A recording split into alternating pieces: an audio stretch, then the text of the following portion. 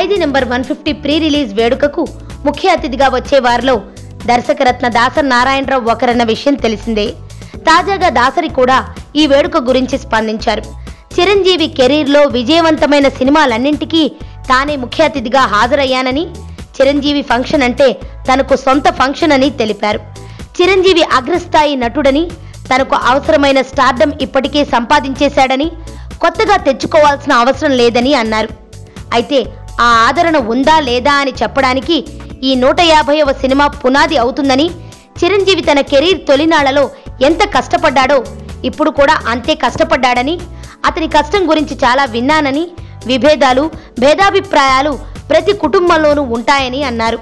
తన 50 ఏళ్ల కెరీర్లో హీరోలందరినీ చూస్తూ వచ్చానని, ఒకవేళ వారిని తాను ఏదైనా అన్నా వారు సీరియస్గా తీసుకోరని, టాలీవుడ్లో సంక్రాంతికి 3 పెద్ద సినిమాలను భరించగల శక్తి ఉంటుందని, అలాంటిది 2 పెద్ద సినిమాలన్నది పెద్ద సమస్య కాదని, ఖైదీ నెంబర్ 150, గౌతమిపుత్ర శాతకర్ణి సినిమాల గురించి వ్యాఖ్యానించారు.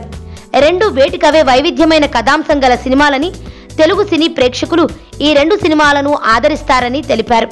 కాగా ఈ మూవీ ప్రీ రిలీజ్ ఫంక్షన్ ఈ నెల 7న గుంటూరులోని హాయ్లాండ్లో నిర్వహించనున్నారు. అలాగే ట్రైలర్ను ఈ నెల 7న, సినిమాను 11వ తేదీన ప్రేక్షకుల ముందుకు వస్తున్న సంగతి తెలిసిందే. వివి వినాయక్ దర్శకత్వంలో ప్రతిష్టాత్మకంగా తెరకెక్కిన ఈ సినిమాకు mega power star Ram Charan నిర్మాత.